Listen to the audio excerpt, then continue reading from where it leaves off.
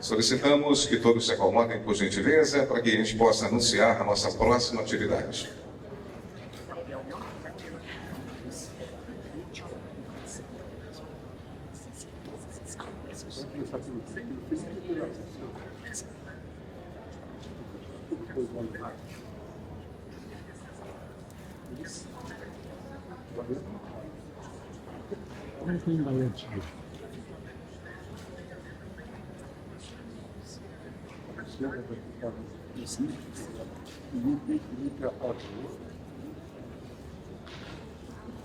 Mas ele vai tentar convencer a favor. O Irã vai ser...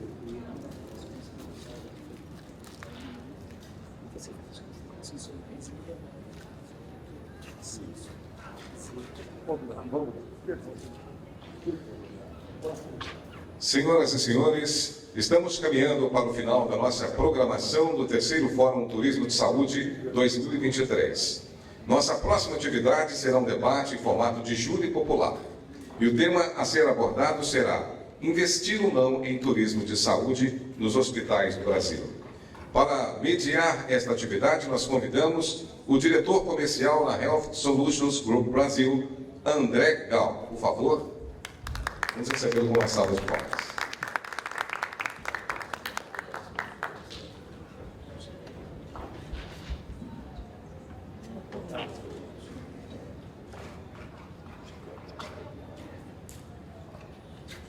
Boa tarde a todos. Gostaria de chamar o Dr. Graco para compor a mesa.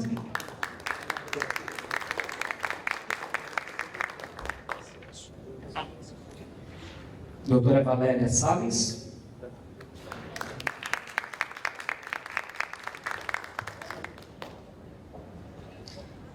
Doutora Luciana Vieira.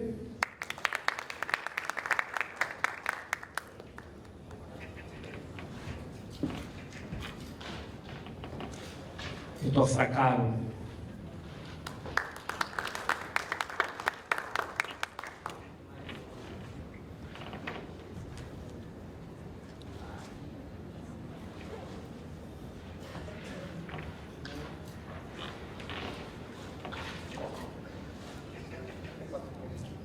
Muito bem.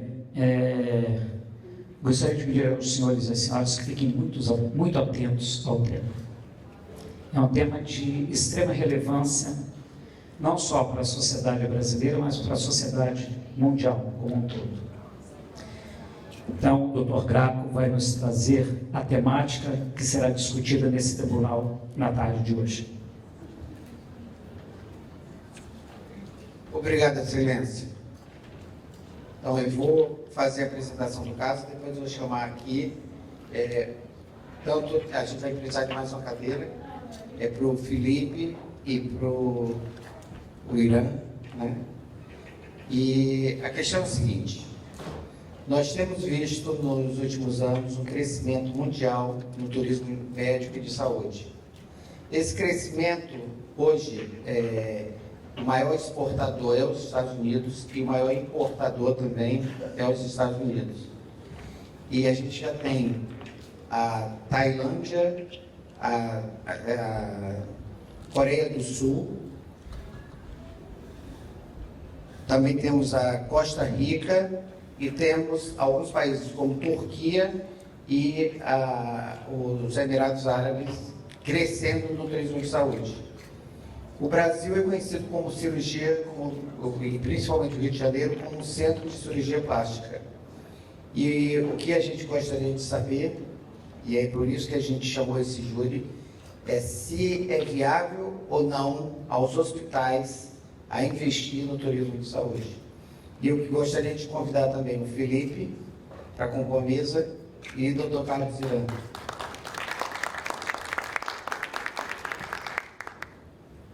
Então, Excelentíssima, essa é a questão.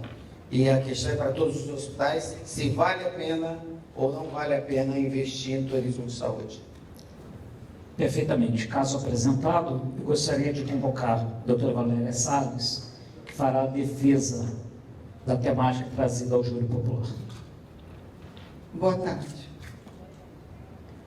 Excelentíssimos os senhores da mesa, boa tarde, Brasil.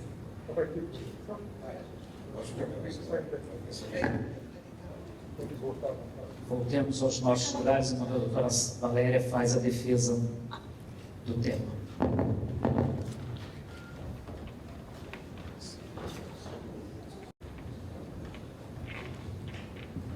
Então, para facilitar a apresentação e a defesa da minha ideia, que a minha ideia e meu objetivo aqui é explicar o que nós fazemos e o quanto importante é esse núcleo internacional dentro do Grupo Américas. Fazemos parte da OHG no Brasil, temos 32 hospitais espalhados pelo Brasil, sendo que escolhemos somente os maiores hospitais, capazes de atender alta complexidade, e todos são gerenciados por um núcleo central no Rio de Janeiro. Tudo que nós fazemos é a pura verdade, representamos a qualidade médica, a medicina brasileira, com muito orgulho, e salvamos muita vida e cuidamos de muita gente. Esses casos foram verdadeiros, passaram todos pelas nossas mãos. Existem alguns vídeos, eu não vou passar. A nossa maior especialidade é o resgate de pacientes em trânsito pelo Rio de Janeiro. Então, essa é a minha especialidade médica, mobilização de pessoas em risco. Esses casos que nós cuidamos são casos de altíssima complexidade, que envolve o resgate desses pacientes em áreas de zona de risco no Rio de Janeiro, hospitais públicos e vias. Preparamos, cuidamos e entregamos para as repatriações internacionais. Nesse ano de 2023, nós fizemos até a semana passada 48 repatriações internacionais, todos em vida, não perdemos nenhum paciente no ar. É um trabalho de altíssima complexidade, onde envolve um domínio de várias línguas, como foi muito falado aqui. O meu papel, inclusive, quando nós vamos devolver um paciente para o seu país de origem, eu preciso falar e organizar aviões, helicópteros e me relacionar com a equipe médica que vem de fora do Brasil. Essa é uma equipe que veio da Suíça, entregar um paciente, a gente vai acompanhando eles, entregando no aeroporto internacional do Galeão, fazendo a transição para uma ambulância aérea e vamos até o final, é aqui que eu paro de trabalhar. Então, o departamento internacional é extremamente robusto, saudável financeiramente para o hospital e também para essas vidas que nós começamos a atuar. Tá? Eu acho que o maior atrativo da minha defesa é a parte financeira, que é onde eu vou... um dos maiores.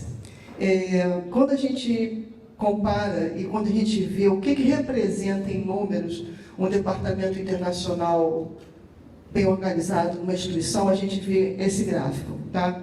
Esse gráfico, ele fala muita coisa, ele tem muita mensagem nele. A primeira coisa importantíssima é, olha quando a gente começou, em 2014, nós estamos em 2023, é uma trajetória muito longa, não é uma coisa fácil de fazer, não começou ontem.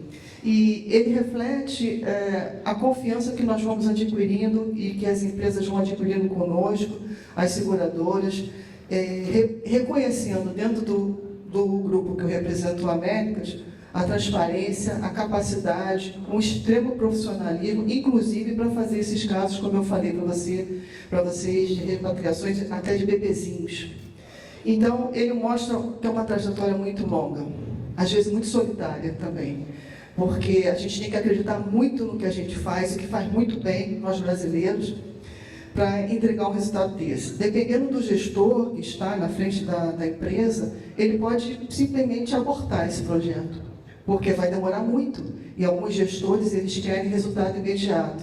Seria muito bom começar já com o resultado que nós tivemos em 2023, após pandemia, em que eu não pude colocar números, eu não tenho autorização para colocar, mas que representou para o meu grupo uma margem de 74 milhões de reais. É uma rentabilidade que, às vezes, é maior até que muito seguro nacional. E esse ano, nós estamos em julho, e eu já atingi metade desse valor, só fazendo a parte internacional. Tá? O próximo gráfico que eu vou apresentar, ele também mostra claramente os números quando a gente precisa se comparar com os seguros nacionais. O gráfico 1 é uma realidade em que os gestores precisam lidar no dia a dia, onde tem um grande número de atendimentos de seguros nacionais, e tudo que está abaixo da linha vermelha é o que sobra para o hospital. Tá? Então, a linha vermelha é o que sobra para o hospital. O gráfico 1 é um seguro nacional que tem um movimento muito grande no hospital que traz um prejuízo.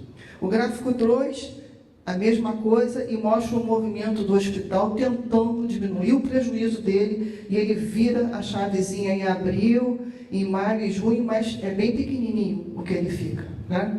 O gráfico 3 é um gráfico razoável, geralmente são as maiores empresas estatais, Petrobras, e elas têm abaixo do vermelho é o que sobra de dinheiro para o hospital. Lembra que eu falei? Mas vejam o que o hospital gasta. Agora, olhem o que é a curva de um seguro internacional.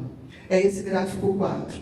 Ele dá em torno de média de receita para o hospital 40,2%. Então, o hospital tem de lucro, se ele é bem organizado, com os seguros internacionais. Então, nesse ponto, eu me agarro muito. Ele é uma representação para o hospital importante, uma entrada financeira importante. Esse valor é pós-EBITDA. E, se ele bem gerenciado, ele tem uma entrada de dinheiro que ele não teria. Nós não teríamos isso se nós não tivéssemos estruturado esse departamento internacional. Então, esse é um ponto muito importante de sensibilidade. Eu trouxe uns filmes, mas foram filmes criados de forma comercial para a gente colocar em mídia e no site do hospital, preparado para sensibilizar os pacientes que começam a procurar o hospital. Essa foi uma paciente japonesa, que ela internou com uma pneumonia. Quando ela chegou, ela não se comunicava, ela só falava em japonês. Ela ficou muito grave, e depois, quando ela sai da fase aguda da doença dela, ela fala português claramente. No vídeo ela fala em português. E a gente perguntava, poxa, por que você não falou português quando você chegou? Ela não conseguia. E a sensibilidade da equipe foi muito importante para que ela tomasse, voltasse e se comunicasse conosco. Esses casos é um segundo ponto onde eu vou também me agarrar para defender essa causa, porque a gente faz com muito amor. A gente se envolve com as famílias, a gente tem que ter esse dom se a gente vai lidar com doentes estrangeiros, porque é o momento de maior sensibilidade deles, é a pior experiência da vida deles, adoecer fora do país de origem. E se você entra para ajudar, para cuidar deles, tenho certeza absoluta que vocês vão fazer a maior diferença na vida deles, como nós fazemos. Então, a gente começa a conviver e vira família. Essa é uma doente que estava em Foz do Iguaçu, e ela estava grávida, teve um problema com marca-passo, ela foi removida em ambulância aérea, e a gente já começa a trabalhar desde o início do caso, em Foz do Iguaçu, remoção, dentro do helicóptero, fazendo um trabalho online, e ela, no momento da alta dela, do lado esquerdo, e quando o neném nasceu, ela fez a questão de dizer, de mandar para a gente, olha, a Matilda nasceu. É muito emocionante, é muito bom fazer esse trabalho de forma correta, se envolver com essas famílias, porque essa doente, ela ficou em terra conosco por quase 25 dias, até que ela tivesse condições de voo. Um momento de repatriação, também foi uma remoção fora de São Paulo, e a gente está colocando essas fotos, mas vejo a tranquilidade dessa família de momento de partida. Eles vão fazer uma viagem de quase 20 horas, eles estão seguros para viajar. A gente entrega os pacientes em condições, é um momento muito sensível, quando eles saem do hospital e vão voltar para o seu país. E aqui a gente começa a ouvir frases assim, cuida de mim até o final, porque eu não tenho isso no meu país. Eu não quero voltar para o meu país, porque aqui os médicos me dão atenção, tantini, que eles falam, me tocam, falam comigo, me ouvem, eu só quero voltar bom. Olha, a gente, quase que ouvir isso, porque a gente está fazendo o bem, a gente não precisa, não é? Mas quando se faz esse trabalho com muito profissionalismo, a gente começa a viver esse tipo de situação. Essa é uma forma de trabalho, é uma metodologia que nós temos dentro do Grupo Américas. Os 13 hospitais que nós coordenamos, todos atuam da mesma maneira, mesma metodologia, todos coordenados aqui pela equipe do Rio de Janeiro. E a gente começa a lidar com situações extremamente difíceis. Então, como nós temos uma rede de hospital muito grande, a gente atende pediatria. Esse caso eu sempre mostro, por tamanha dificuldade que a gente vai enfrentar para frente, que a gente não sabe. Um bebezinho saído do avião, ele veio dos Estados Unidos para cá, e quando ele aterrissou, ele com pneumonia gravíssima, parada cardíaca, chegou com parada abortada na emergência do hospital. Foi muito difícil a gestão desse caso dentro do CTI. Na época ele tinha 1 aninho e meio, e o pai era engenheiro da NASA. Então essa criança precisou botar um grande tórax bilateral, ficou muito grave, e ele brigou com todo o hospital. A equipe de enfermagem, se não treinada, se não preparada, se desestrutura todo mundo, a nutrição, a fisioterapia. E o que ele fez? Ele estudou o manual do treino de tórax, do equipamento, fez um aplicativo e resolveu ensinar para os médicos como usar o equipamento, que a gente não sabia.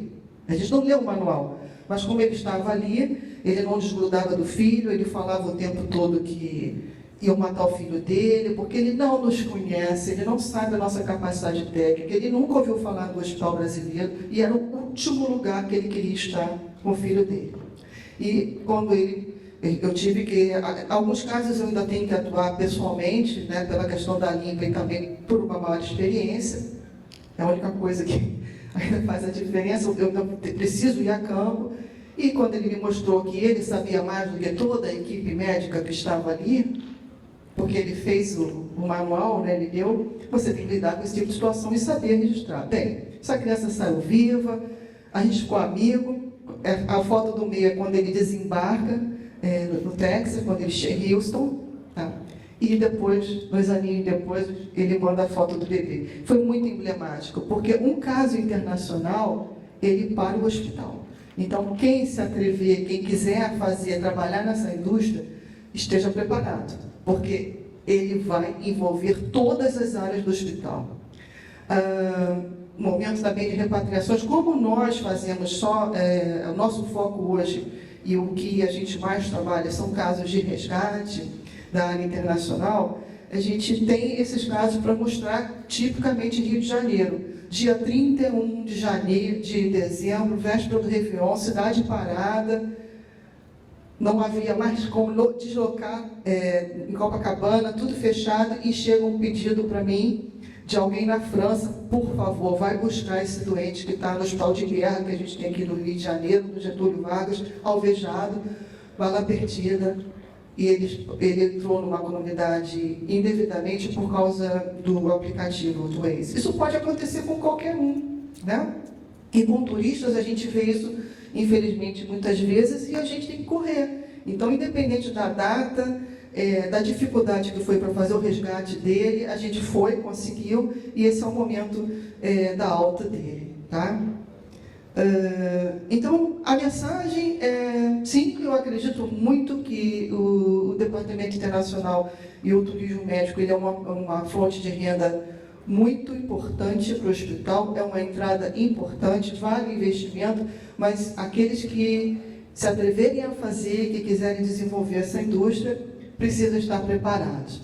E hoje em dia, atualmente, a gente tem que estar preparado para qualquer coisa. Pela rapidez de comunicação e passagem de informações por aplicativo, por foto, por blogueiras, a gente vai lidando com situações muito difíceis. E se envolve todos os departamentos do hospital. Não como foi muito bem explorado aqui pelos outros colegas, desde o telefone a todas as pessoas do hospital. Nós fazemos isso remotamente, controlando. Cada hospital escolhido tem um bilíngue 24/7, mas a minha equipe vai dando, então, todo o suporte remoto. E precisa estar preparado para oferecer um cardápio em japonês, precisa estar preparado para preparar a entrega de medicamentos na língua do paciente, e para situações como essa aqui, de um blogueiro que achou o máximo estar internado, acidentado dentro do meu hospital. E quando eu fui falar para ele que ele não podia andar, né, pelado dentro do hospital, ele falou para mim: a senhora sabe que essa foto me rendeu 500 mil seguidores? Então, ali foi uma lição para mim, eu preciso estar preparado para isso. Essa, então, é a minha opinião. Obrigada. Muito bem. Após a defesa da doutora Valéria Salles, nós gostaríamos de chamar a doutora Luciana Vieira para que ela possa fazer os contrapontos em relação ao tema trazido pelo doutor Graco e a defesa realizada pela doutora Valéria.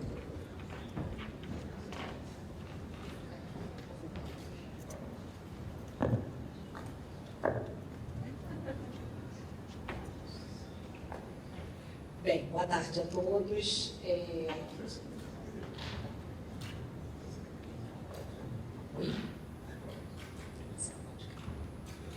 Boa tarde a todos. Eu vou aqui levantar alguns pontos que são importantes para trazer esse nosso turismo, né? Esse turismo médico aqui para o Brasil. Em primeiro lugar, eu gostaria de falar para vocês o seguinte: hoje eu vou trazer questões jurídicas e prometo não ser chata em relação à língua do advoguês aqui para vocês. Vamos lá. O que nós temos de muito importante aqui, que já foi falado por outro palestrante, até pela doutora Valéria também? Nós temos uma necessidade muito grande de ter uma documentação médica adequada para atender esse paciente. Não adianta eu receber bem o meu paciente, atendê-lo bem, ser muito cordial, ser muito educado, ser muito gentil, ser muito eficiente, que nós temos aqui médicos brilhantes atendendo no nosso país, e em compensação, nós não temos uma documentação médica que ele compreenda. Nós não temos um termo de consentimento que ele saiba o que pode acontecer com ele, quais são os cuidados que ele tem que ter no pré e no pós-operatório. Isso é de extrema importância. E muitas vezes o médico particular que traz esse paciente para ser operado dentro do seu hospital, ele não teve esse cuidado pré-operatório, né? Quando o paciente o procura, antes de mais nada, além de uma consulta por telemedicina que é feita, né? Ele tem que enviar para esse paciente um contrato, um termo de consentimento. E por que um contrato? Porque a relação médico-paciente, no meio jurídico, ela é vista como uma relação de consumo. E muitos de vocês devem saber que a gente tem um Código de Defesa do Consumidor. Vocês acham que ele defende quem? O paciente. Ele está ali para defender o paciente. Vai trazer garantias para a gente? Vai, mas vai trazer muito mais garantias para o consumidor. Então, a gente tem que tomar um cuidado grande com documentação, com esclarecimentos, como a doutora Valéria que falou, a gente tem que dar os esclarecimentos necessários para o paciente, a gente tem que explicar aquilo para ele. Isso é importante. O paciente precisa se sentir seguro. Ele já está em outro país, ele já está numa situação que ele não gostaria de estar, porque uns podem ter vindo para cá exclusivamente por causa de uma cirurgia, como acontece e tem acontecido cada vez mais, principalmente no âmbito da cirurgia plástica. Nós temos cirurgiões plásticos renomadíssimos aqui. E as pessoas vêm buscar esse atendimento, as pessoas procuram por isso aqui.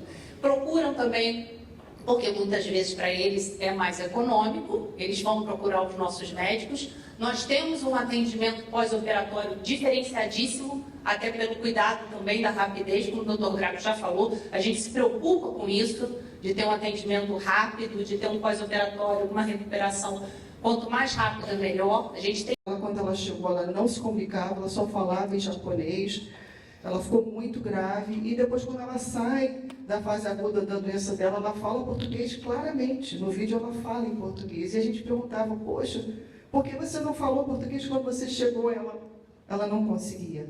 E a sensibilidade da equipe foi muito importante para que ela tomasse, voltasse e se comunicasse conosco. Esses casos é um segundo ponto onde eu vou também me agarrar para defender essa causa, porque a gente faz com muito amor. A gente se envolve com as famílias, a gente tem que ter esse dom se a gente vai lidar com doentes estrangeiros, porque é o momento de maior sensibilidade deles, é a pior experiência da vida deles, adoecer fora do país de origem. E se você entra para ajudar, para cuidar deles, tenho certeza absoluta que vocês vão fazer a maior diferença na vida deles, como nós fazíamos.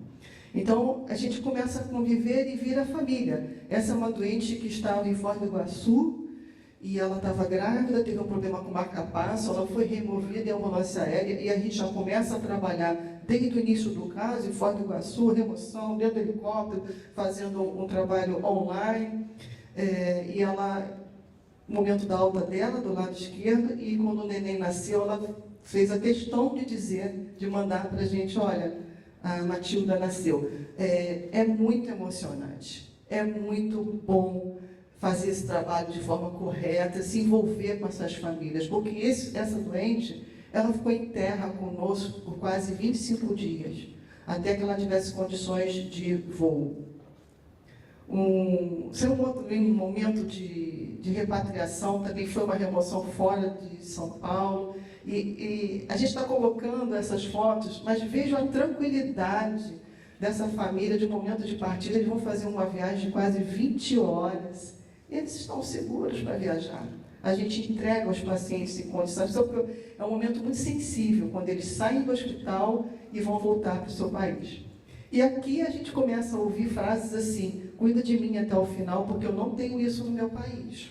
Eu não quero voltar para o meu país, porque aqui os médicos me dão atenção, tantini, que eles falam, me tocam, falam comigo, me ouvem, eu só quero voltar bom. Olha, a gente, assim, quase que ouvir isso, porque a gente está fazendo o bem, a gente não precisa, não é? Mas quando se faz esse trabalho com muito profissionalismo, a gente começa a viver esse tipo de situação. Essa é uma forma de trabalho, é uma metodologia que nós temos dentro do Grupo Américas. Os 13 hospitais que nós coordenamos, todos atuam da mesma maneira, mesma metodologia, todos coordenados aqui pela equipe do Rio de Janeiro. E a gente começa a lidar com situações extremamente difíceis. Então, como nós temos uma rede hospital muito grande, a gente atende pediatria. Esse caso eu sempre mostro, por tamanha dificuldade que a gente vai enfrentar para frente, que a gente não sabe. Um bebezinho saído do avião, ele veio dos Estados Unidos para cá, e quando ele aterrissou, ele com pneumonia gravíssima, parada cardíaca, chegou com parada abortada na emergência do hospital. Foi muito difícil a gestão desse caso dentro do CTI. Na época ele tinha 1 aninho e meio, e o pai era engenheiro da NASA. Então essa criança precisou botar um grande tórax bilateral, ficou muito grave, e ele brigou com todo o hospital. A equipe de enfermagem, se não treinada, se não preparada, se desestrutura todo mundo, a nutrição, a fisioterapia. E o que ele fez? Ele estudou o manual do treino de tórax, do equipamento, fez um aplicativo e resolveu ensinar para os médicos como usar o equipamento, que a gente não sabia. A gente não leu o manual. Mas como ele estava ali, ele não desgrudava do filho, ele falava o tempo todo que iam matar o filho dele, porque ele não nos conhece, ele não sabe a nossa capacidade técnica, ele nunca ouviu falar do Hospital Brasileiro, e era o último lugar que ele queria estar com o filho dele.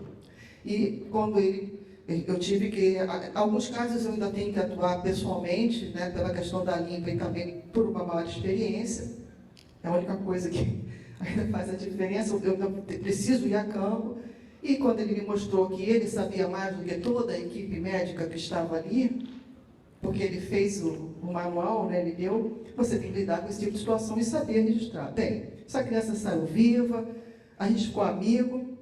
A foto do meio é quando ele desembarca no Texas, quando ele chega em Houston, tá? E depois, 2 aninhos depois, ele manda a foto do bebê. Foi muito emblemático, porque um caso internacional, ele para o hospital. Então, quem se atrever, quem quiser trabalhar nessa indústria, esteja preparado, porque ele vai envolver todas as áreas do hospital.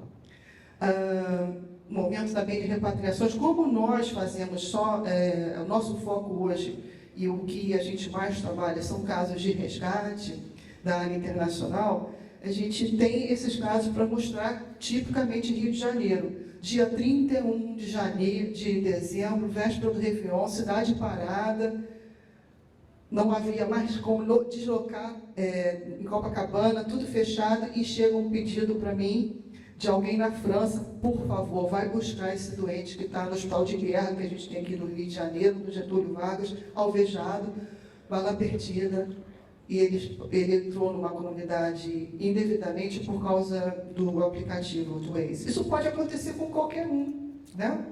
E com turistas a gente vê isso, infelizmente, muitas vezes, e a gente tem que correr. Então, independente da data, da dificuldade que foi para fazer o resgate dele, a gente foi, conseguiu, e esse é o momento da alta dele, tá? Então, a mensagem é, sim, eu acredito muito que o Departamento Internacional e o turismo médico ele é uma fonte de renda muito importante para o hospital, é uma entrada importante, vale investimento, mas aqueles que se atreverem a fazer, que quiserem desenvolver essa indústria, precisam estar preparados. E hoje em dia, atualmente, a gente tem que estar preparado para qualquer coisa. Pela rapidez de comunicação e passagem de informações por aplicativo, por foto, por blogueiros, a gente vai lidando com situações muito difíceis. E se envolve todos os departamentos do hospital. Não como foi muito bem explorado aqui pelos outros colegas, desde o telefone a todas as pessoas do hospital. Nós fazemos isso remotamente, controlando, cada hospital escolhido tem um bilíngue 24/7, mas a minha equipe vai dando, então, todo o suporte remoto. E precisa estar preparado para oferecer um cardápio em japonês, precisa estar preparado para preparar a entrega de medicamentos na língua do paciente e para situações como essa aqui, de um blogueiro que achou o máximo estar internado, acidentado dentro do meu hospital. E quando eu fui falar para ele que ele não podia andar, né, pelado dentro do hospital, ele falou para mim, a senhora sabe que essa foto me rendeu 500 mil seguidores? Então, ali foi uma lição para mim, eu preciso estar preparado para isso. Essa, então, é a minha opinião. Muito bem. Após a defesa da doutora Valéria Salles, nós gostaríamos de chamar a doutora Luciana Vieira para que ela possa fazer os contrapontos em relação ao tema trazido pelo doutor Graco e a defesa realizada pela doutora Valéria.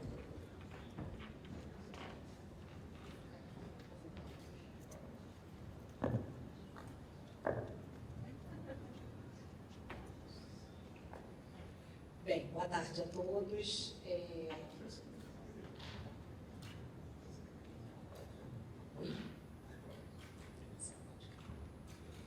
Boa tarde a todos. Vou aqui levantar alguns pontos que são importantes para trazer esse nosso turismo, né? Esse turismo médico aqui para o Brasil. Em primeiro lugar, eu gostaria de falar para vocês o seguinte: hoje eu vou trazer questões jurídicas e prometo não ser chata em relação à língua do advoguês aqui para vocês. Vamos lá. O que nós temos de muito importante aqui, que já foi falado por outro palestrante, até pela doutora Valéria também. Nós temos uma necessidade muito grande de ter uma documentação médica adequada para atender esse paciente. Não adianta eu receber bem o meu paciente, atendê-lo bem, ser muito cordial, ser muito educado, ser muito gentil, ser muito eficiente, que nós temos aqui médicos brilhantes atendendo no nosso país, e em compensação, nós não temos uma documentação médica que ele compreenda. Nós não temos um termo de consentimento que ele saiba o que pode acontecer com ele, quais são os cuidados que ele tem que ter no pré e no pós-operatório. Isso é de extrema importância. E muitas vezes, o médico particular que traz esse paciente para ser operado dentro do seu hospital, ele não teve esse cuidado pré-operatório, né? Quando o paciente o procura, antes de mais nada, além de uma consulta por telemedicina que é feita, né? Ele tem que enviar para esse paciente um contrato, um termo de consentimento. E por que um contrato? Porque a relação médico-paciente, no meio jurídico, ela é vista como uma relação de consumo. E muitos de vocês devem saber que a gente tem um Código de Defesa do Consumidor. Vocês acham que ele defende quem? O paciente. Ele está ali para defender o paciente. Vai trazer garantias para a gente? Vai, mas vai trazer muito mais garantias para o consumidor. Então, a gente tem que tomar um cuidado grande com documentação, com esclarecimentos como a doutora Valéria que falou, a gente tem que dar os esclarecimentos necessários para o paciente, a gente tem que explicar aquilo para ele. Isso é importante. O paciente precisa se sentir seguro. Ele já está em outro país, ele já está numa situação que ele não gostaria de estar, porque uns podem ter vindo para cá exclusivamente por causa de uma cirurgia, como acontece e tem acontecido cada vez mais, principalmente no âmbito da cirurgia plástica. Nós temos cirurgiões plásticos renomadíssimos aqui. E as pessoas vêm buscar esse atendimento, as pessoas procuram por isso aqui. Procuram também, porque muitas vezes para eles é mais econômico, eles vão procurar os nossos médicos. Nós temos um atendimento pós-operatório diferenciadíssimo, até pelo cuidado também da rapidez, como o doutor Drago já falou, a gente se preocupa com isso, de ter um atendimento rápido, de ter um pós-operatório, uma recuperação. Quanto mais rápida, melhor. A gente tem meios para isso, cuidados para isso. Então, nós somos procurados. Mas será que o médico que está indo no seu hospital fazer aquela cirurgia se preocupou com essa documentação? Ou será que você vai receber um paciente que está completamente desinformado do ocorrido? Porque se ele tiver, infelizmente, se ele for em busca do judiciário por qualquer razão, o hospital vai responder. Porque responde de forma objetiva, responde de forma solidária. Então, a gente tem que ter esse cuidado prévio, tem que ter esse atendimento, esse cuidado pré e o pós-operatório, ele é muito importante aqui para a gente. Às vezes a gente brinca que a gente vê mais processos chegando por falta da atenção do pós-operatório do que pela execução do trabalho em si. Porque a gente não tem erros no que acontece no dia a dia. A gente tem a falta de atenção. E nós precisamos sim ter uma equipe cuidadosa, uma equipe preparada para isso, porque, obviamente, como também já foi dito aqui pelos palestrantes anteriores, nós não vamos ter todos os profissionais de uma unidade hospitalar capacitados em falar outra língua, quizá sequer o inglês, quanto mais outras, né? Como tem recebido ali pessoas de vários países. Nós não temos esse preparo. Então, para a gente ter isso tudo, a gente ter esse cuidado, primeiro, temos que tomar cuidado, sim. O médico que está vindo operar no nosso hospital teve todo o cuidado pré-operatório com esse paciente que ele está trazendo para dentro da sua casa, para operar aqui, para ficar sob os seus cuidados? Será que ele está tendo? Não está? Isso tem que ser verificado. Tem a documentação no hospital em língua inglesa, em espanhol, enfim, em outras línguas que o paciente possa ter ciência e ter cuidado. Aqui já foi se falado muito das placas, dos cuidados de informações dentro do hospital, que são perfeitas e tem que ser falado mesmo. Do cuidado até com a alimentação, isso tudo já foi colocado aqui, muito bem colocado. Nós temos que estar preparados, porque cada vez mais nós somos procurados para isso. Mas será que nós estamos? E se não estamos, o que precisamos fazer para estarmos? Porque competência para isso tenho certeza que não falta. Não é falta de qualificação profissional, nem falta de capacidade, nada disso. Nada disso nós pecamos. Os brasileiros não estão por menos nisso, mas precisamos sim desses cuidados documentais, porque isso frente ao judiciário é extremamente importante. Porque a primeira coisa que a pessoa alega é: eu não fui informado. Eu tinha que ter sido informado que isso poderia acontecer. E aí você fala: ah, mas eu gastei 1 hora de consulta. Eu fiquei: tá, mas quem estava na consulta com você? Você e o paciente, vai ficar sua palavra contra dele. Como você prova que você informou esse paciente? Pelo termo de consentimento informado, e que é muito importante estar na língua do paciente. Isso ser enviado para ele com antecedência, para ele ler, para ele tirar a dúvida, para ele ver o que ele precisa saber mais. O contrato, por que o contrato é importante? Ah, vou fazer contrato com o paciente? Puxa vida, vai. Você está disposto a atendê-lo 24 horas? Você está disposto a responder o WhatsApp sábado, domingo, feriado, dia santo, a hora que ele quiser? Você está disposto a isso tudo? O que engloba o seu serviço para ele? Né? Então, assim, o que eu estou trazendo aqui para vocês, eu acho, a minha opinião é que o turismo médico é excelente, muito bem abordado aqui por nós, mas que nós temos, sim, que ter sempre a cautela, o cuidado de nos documentarmos, principalmente, porque prova documental é difícil de ser contestada, diferente de uma prova testemunhal, mas é uma forma que você tem de se precaver e de se resguardar de um todo. né? Como pessoa física, como pessoa jurídica, e é uma forma de você prevenir, e não só você, mas também dar ao seu paciente uma segurança de que aquilo tudo que ele está contratando vai ser prestado e de que todas as queixas ou comorbidades ou algumas complicações pós-operatórias que ele possa ter, nossa, não é um absurdo, não, está prevista, vai ser tratado, vai ser cuidado e nós vamos dar o acompanhamento. Até porque essas pessoas que vêm para cá, elas ficam aqui uns dias, que é super interessante quando elas vêm aqui apenas para isso, né, para fazer esse tipo de cirurgia. É bom um todo, é bom um financeiro na cidade do Rio de Janeiro, é bom de um modo em geral, é bom para os nossos médicos, né, num contexto como um todo, e isso não só gera lucro, como gera nome e como gera a nossa divulgação e propagação da medicina do Brasil, porque eu tenho certeza, trabalho com advocacia já tem 20 anos e com essa parte de direito médico já tem 12. E eu posso dizer a vocês que nossos médicos, sem maiores demagogias, não ficam para trás em nada quanto aos demais. Obrigada. Bem, doutora Luciana, obrigado pelos seus apontamentos. Gostaria de chamar o Felipe, que enquanto atuação da perícia técnica vai trazer para a gente algumas das dificuldades em relação ao turismo da saúde.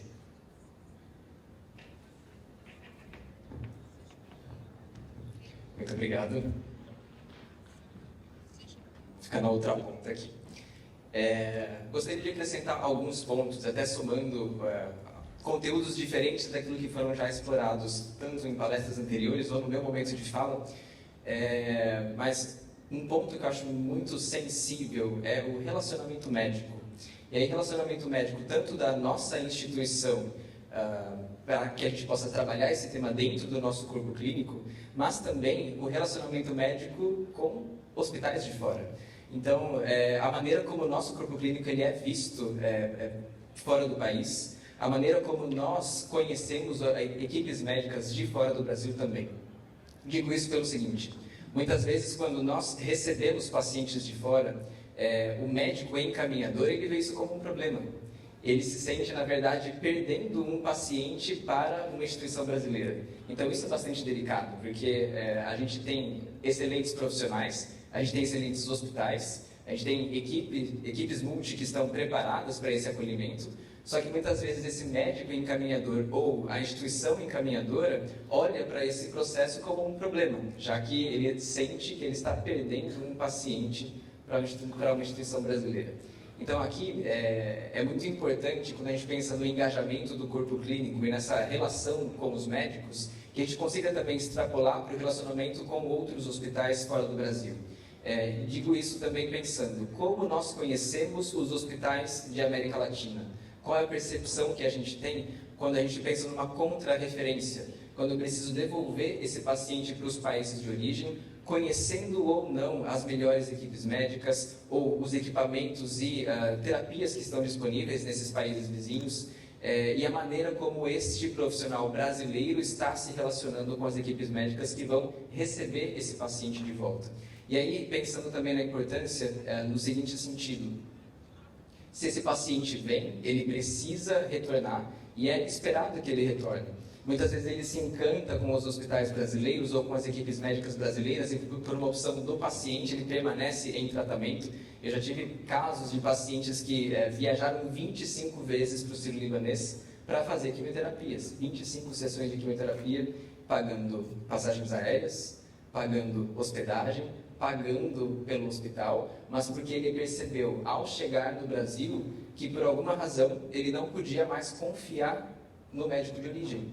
Ele não podia mais confiar naquela instituição que estava tratando com ele inicialmente. E aí é um cuidado que a gente também tem que ter para que a gente possa, inclusive, reconhecer que talvez alguns pacientes não precisem voltar tantas vezes. Que ele tem sim condições de fazer uma segunda opinião ou de fazer um procedimento cirúrgico de altíssima complexidade, mas que para outros cenários ele pode dar seguimento no país de origem sem, de repente, utilizar uma estrutura muito mais cara ou talvez utilizando uma agenda que estaria disponível, por exemplo, para brasileiros, mas é um ponto de atenção, porque essa relação de confiança, a gente muitas vezes trabalha com o médico-paciente, essa relação entre médico e paciente, mas essa relação de confiança também precisa existir entre instituições, entre profissionais médicos, para que a gente não desabone e não questione algumas condutas médicas que já foram conduzidas, ou que a gente também transpareça por meio de documentação, por meio de relatórios médicos, por meio de entrega de resultados de exames no idioma correspondente, para que esse paciente possa retornar e dar sequência para esse atendimento ou para esse tratamento nos países de origem. Tá? Então, a gente percorreu alguns temas interessantes aqui com relação ao idioma, com relação à capacitação profissional, com relação a entendimento e conhecimento do fluxo do paciente internacional dentro de cada um desses hospitais, mas também entendo que a questão de corpo clínico, de relacionamento médico, de conhecermos as outras instituições e a maneira como eles operam com esses pacientes também é um ponto relevante. E principalmente se a gente quiser essa relação saudável em um longo prazo.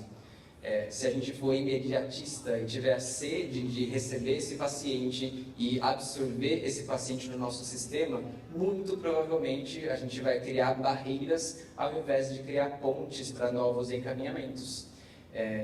Então, eu faço esse convite para essa reflexão, porque temos excelentes hospitais, excelentes profissionais, médicos de referência, tratamentos muitas vezes que são pioneiros aqui no Brasil, mas é importantíssimo que a gente também estabeleça essas pontes com instituições de fora, exatamente para termos as contra-referências e criarmos essas relações de confiança com profissionais de fora também. Obrigado. Obrigado, Felipe, pelas suas considerações. Gostaria de chamar o Dr. Carlos Irano para que faça considerações técnicas até o momento explanado, por favor.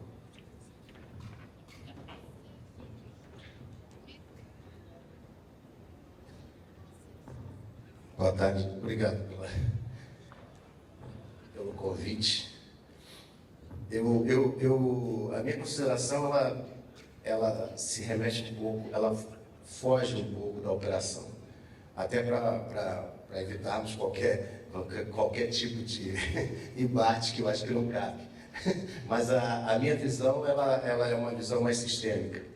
E eu olho para o turismo médico como um sistema, um subsistema dentro do nosso sistema de saúde. E me cabem alguns questionamentos hoje, porque eu vivo fora do país, então eu acho que o país está desenvolvendo muito bem no seu segmento de atendimento a mobilidade do paciente doente, ou mobilidade da pessoa doente, avançando bastante nisso. Entretanto, eu tenho alguns questionamentos no sentido de entender o que é o turismo, o que é o turismo dentro desse sistema de saúde.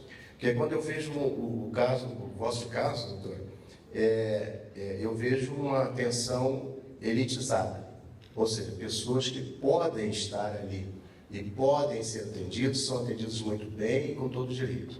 Né? Vejo também, do seu lado, a mesma coisa. São pessoas que podem ser atendidas por aqui.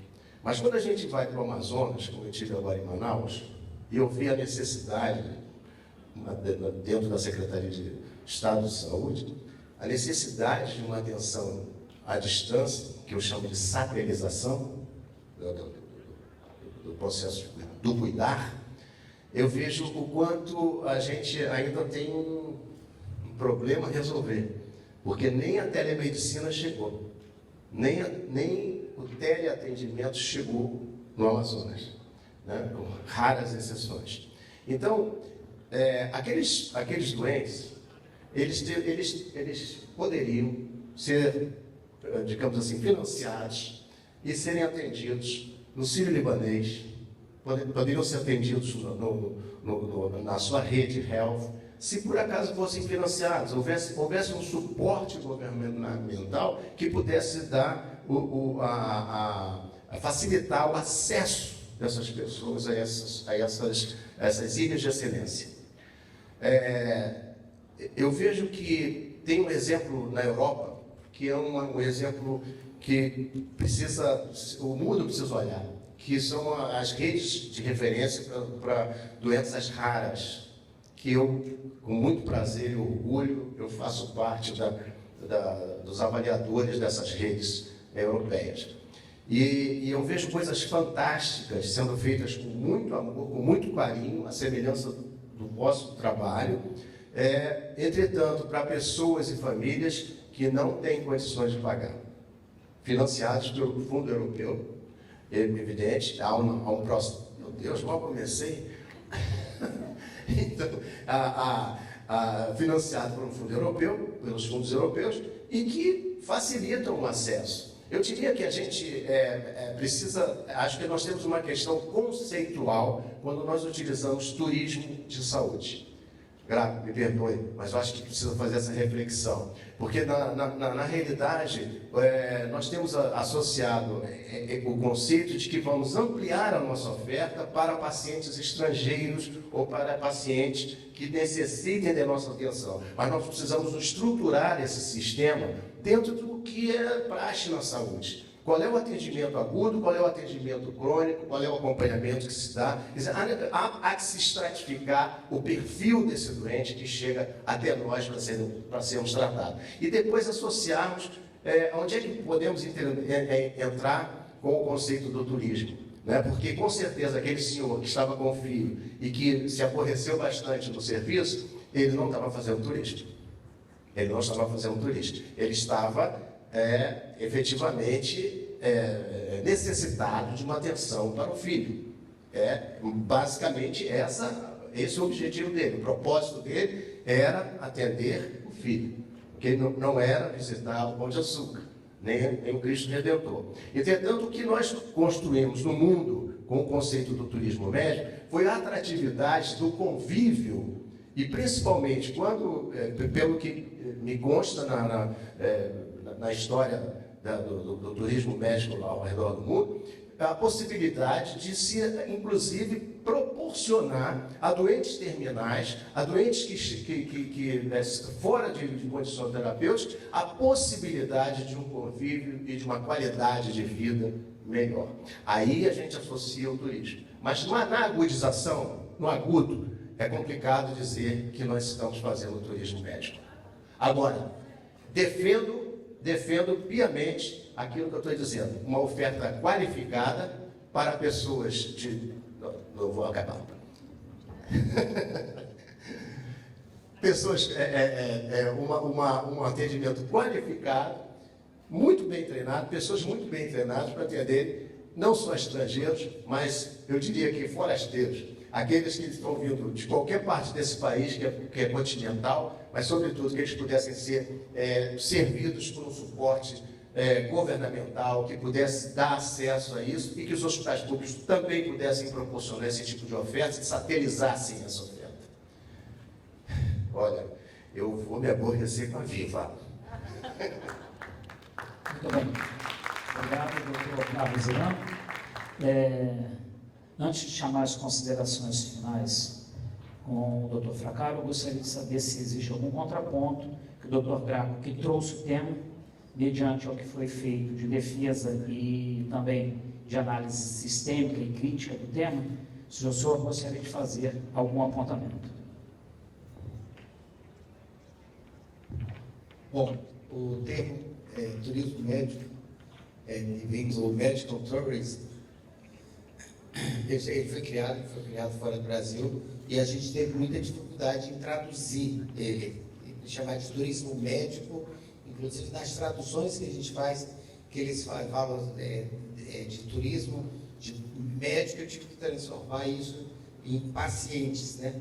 Tem algumas traduções que você tem. E aí a gente preferiu utilizar turismo em saúde, tá? Porque o turismo em saúde, o que se determinou, e isso daí quem determinou é um conceito da MTA, né? Que é a Medical Tourism Association, ela é localizada na Flórida. O Bill Cook faz parte da MTA, e ele diz o seguinte, que o turismo médico é qualquer atendimento...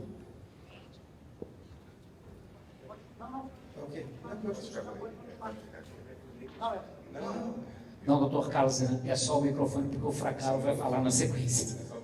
Ele precisa fazer. Não, por favor. Não, por favor. Queremos só o microfone, mas que o senhor continue aí no debate. Não, e é um ponto interessante, eu acho que é bem perfeito. Mas aí, então, o que é determinado o turismo de saúde, né? E aí eu prefiro usar o termo turismo de saúde do que turismo médico, porque você ele é determinado com aquele paciente que ele vai à procura de um serviço de saúde em outro país ou dentro do próprio país.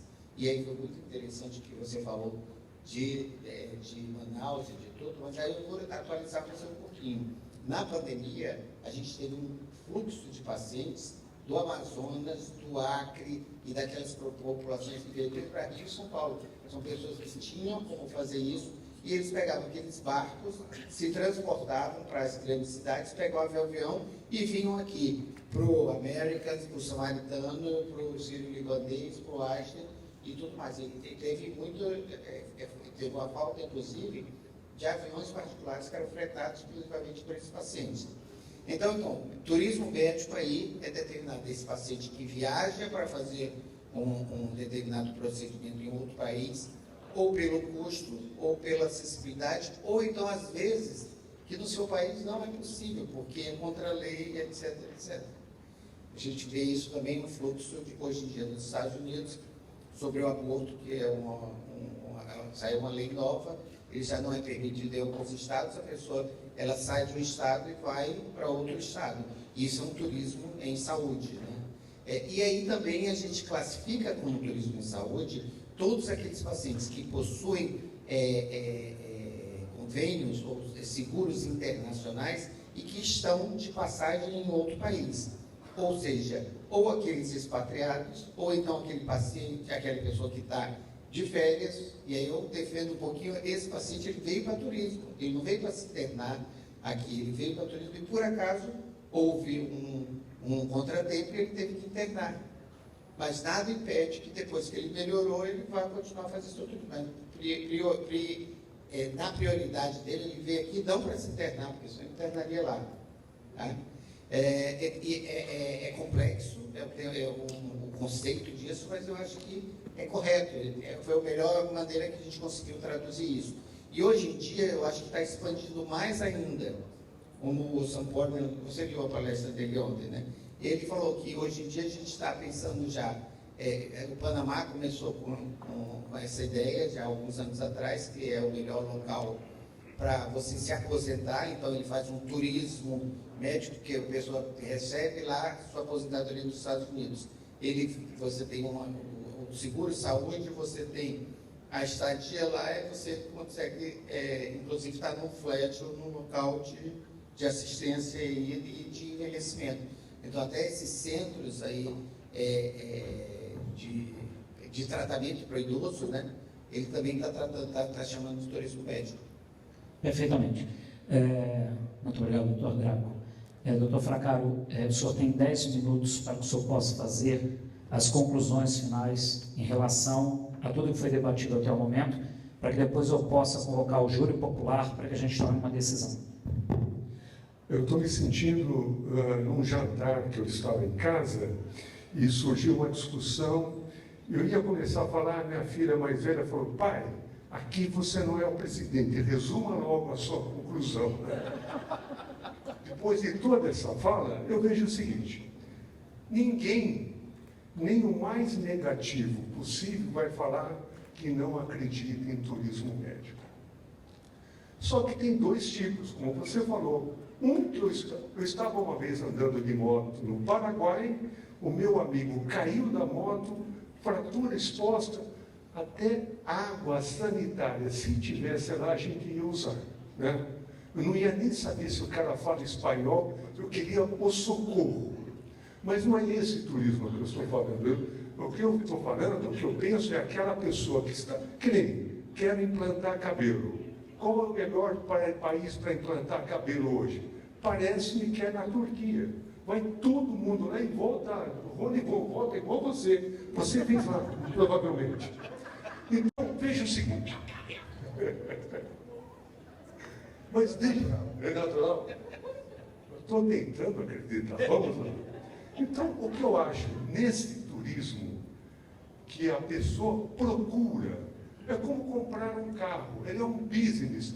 Eu não gosto de falar na saúde que ela é um business. Mas se um hospital se organizar para um turismo médico e começar a fazer prejuízo lá no Sírio-Libanês, com toda aquela equipe que você tem, a primeira coisa que vão fazer, fecha. Porque o turismo médico, ele é um business. Então, o que eu acho? Ele tem que ser muito bem organizado para aquela pessoa que está lá fora sentir-se atrativo para vir até o Brasil e fazer aquela cirurgia que o Brasil está vendendo. Essa é a verdade. Ele está vendendo como uma ótima opção para ele. Só que essa venda, este é o perigo, não pode ser enganosa. Então, cabe a mim, como longevo, numa reunião de condomínio, onde os novos vêm com um monte de ideia e você velho fala, já não deu certo, já fiz isso, não deu certo. Então, o que é a minha preocupação? É a organização, em todos os aspectos, principalmente nessa maldita internet, que a hora que o cara chega do Japão, vai tentar conectar o telefone dele na internet local, e ele tem a dificuldade, os dizeres não são claros. Então, o que eu acho é o seguinte, a minha preocupação nesta votação é que só é válido a gente investir no turismo médico dentro de uma organização, eu diria, perfeita, não sujeita a erros. Porque sempre se diz na política que para os amigos você empurra o problema e para os inimigos você resolve o problema. Os que vêm de fora não conhecem o Brasil. Temos que resolver o problema. Para os brasileiros, a gente tem uma chance dele não ficar bom, ele voltar e eu estar aqui, olha, não deu certo, vamos mudar a medicação. Para o internacional, eu não posso errar.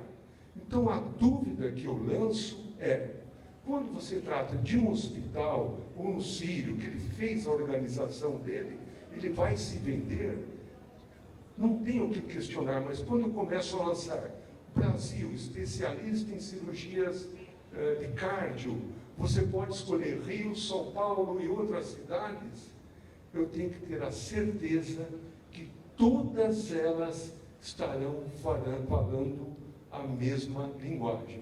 Porque se uma pecar, todo o país vai receber a mesma sentença. Né?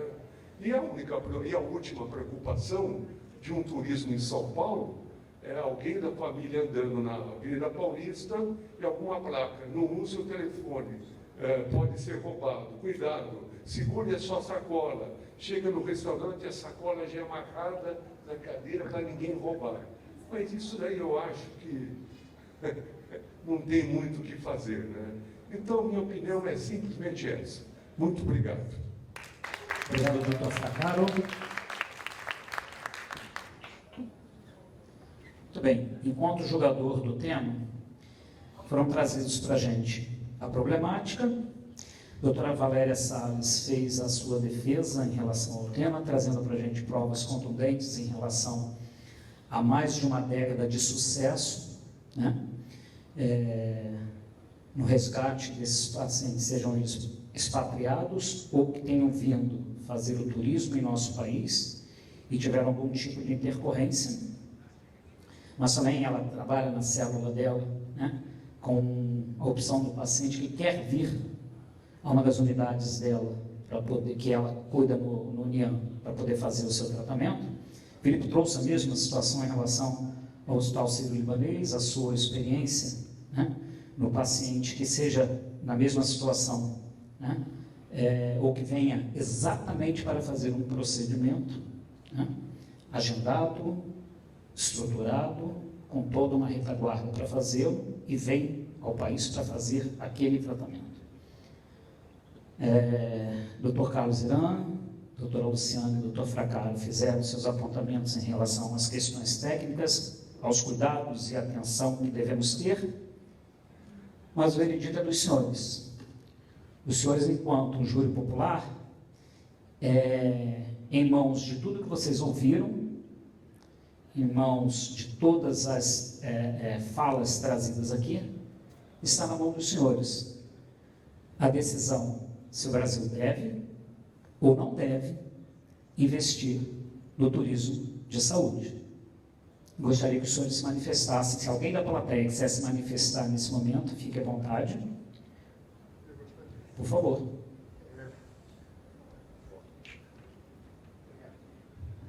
Boa tarde, gente. Só para reforçar. O senhor tem, por gentileza, a gente tem um tempo para terminar. Eu vou dar ao senhor 5 minutos no máximo para poder fazer a sua explanação. E depois nós vamos para a votação. Ok? Na verdade, na minha apresentação de manhã, eu reforcei uma questão que a gente acabou perdendo algumas referências do português, né? Os significados eles se perdem, né? E a gente discutiu um pouco que o termo turismo de saúde ele está ainda um pouco confuso na cabeça das pessoas, porque na verdade o turismo de saúde, primeiro, turismo. O turismo, quando a gente chama o turismo de saúde de turismo, é porque aquela pessoa que vem para a cidade, ela consome hotel, consome gastronomia, e segundo o conceito da Organização Internacional do Turismo, turismo é quando você passa acima de 24 horas fora do seu domicílio.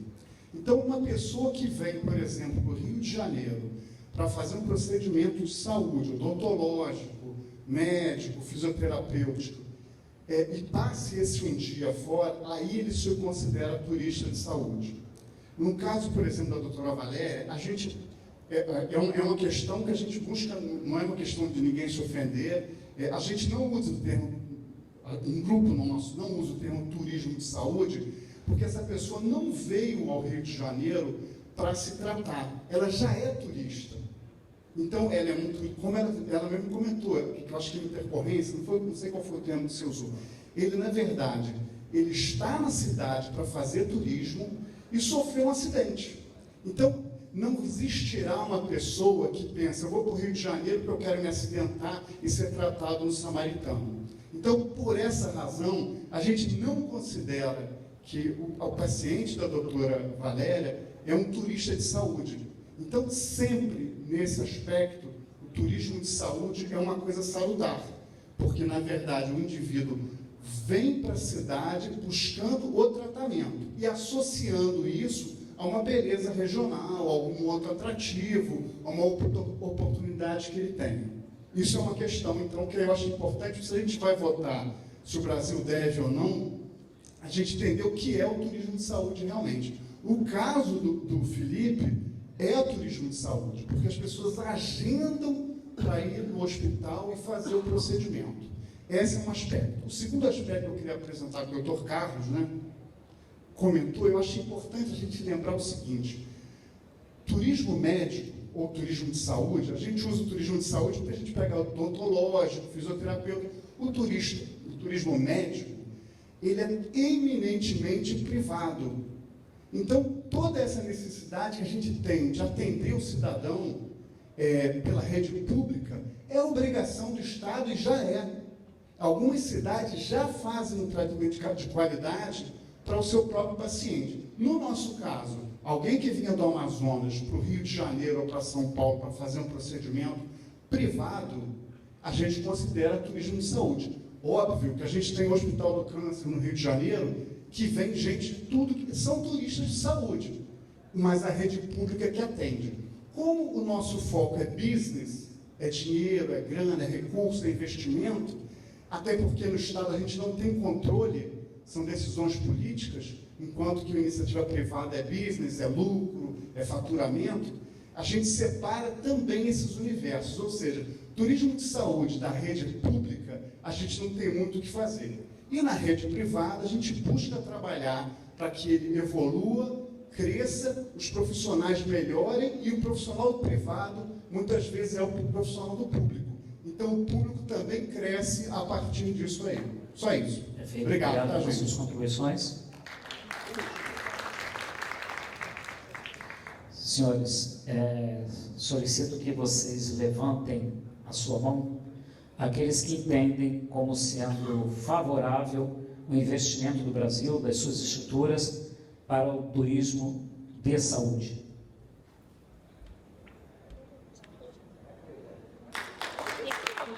Aprovado por unanimidade.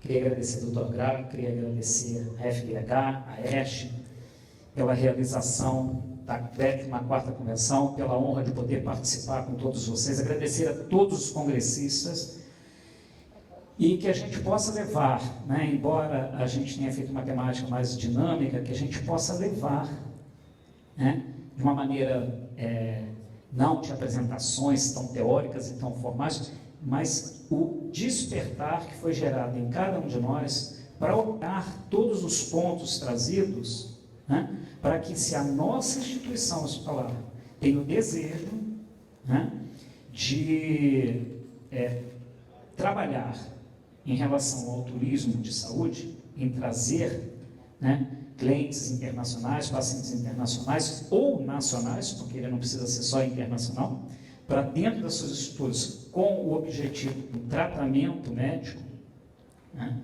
foi trazido de uma maneira rápida, porque a gente tem um tema muito robusto para discutir durante muito tempo, mas foram trazidos pontos extremamente importantes que devem ser levados em conta e estudados, mas que vocês façam um despertar, abram a mente, pensem fora da caixa, mas principalmente ajam fora da caixa. De manhã o doutor Luizinho falava numa sala que eu moderei, que o Rio de Janeiro, que o Brasil, ele não falou enquanto secretário de saúde, ele falou enquanto parlamentar da frente da saúde, que enxerga a saúde do Brasil inteiro, todas as oportunidades de negócios que existem, elas existem também, e principalmente quando a gente está falando de turismo de saúde, na estrutura privada. Então, que sirva para vocês de um despertar, de um preparo para que vocês possam estruturar as suas instituições e ofertar o serviço de excelência e de qualidade que a gente tem nas nossas instituições, seja para um cliente internacional ou para um cliente nacional. Muito obrigado. Doutor Graco, se o senhor quiser fazer a conclusão final, por favor, fique à vontade. Então, eu queria agradecer, que esse é o nosso terceiro Fórum do Turismo, que é a ERD, a Federação Brasileira de Hospitais, a STEMS, e agora com o apoio da Viva, a gente está realizando. O primeiro foi em 2019, o segundo foi ano passado em Búzios, e esse aqui é o terceiro. A gente já está tentando fazer o próximo em setembro do ano que vem, junto com o IHF Brasil. Então, eu queria agradecer cada um de vocês. Valéria, só gratidão a você, a doutora Luciana, para Caro também. O André, o André chegou lá em casa, eu sempre conhecia ele como Gal. Aí ele chegou e disse para o porteiro: o André está aqui. Eu digo: que André? Mas olha, muito obrigado por ser um juiz tão competente. Irã, muito obrigado, acho que suas considerações são boas. Felipe, muito obrigado. Felipe veio de São Paulo para apoiar aqui o nosso congresso. E eu já chamo todo mundo aqui para uma caravana que a gente vai fazer para Portugal, tá? Todos são convidados. Agradecer a plateia. Ricardo, muito obrigado. Ricardo está aí ainda? Ah, está aí. Eu só discordo um pouquinho, que eu acho que turismo médico, os pacientes com seguro internacional também são seguros de saúde. São turismo de saúde. Tá? Aí eu sigo o conceito lá da MTA, né? Mas olha, gente, muito obrigado por tudo. Um excelente final de semana. E eu espero contar com a presença de vocês todos no ano que vem. Em nome da Federação Brasileira de Hospitais, em nome da ERD, em nome da STEMS e da Viva, eu agradeço a presença de cada um de vocês. Obrigado.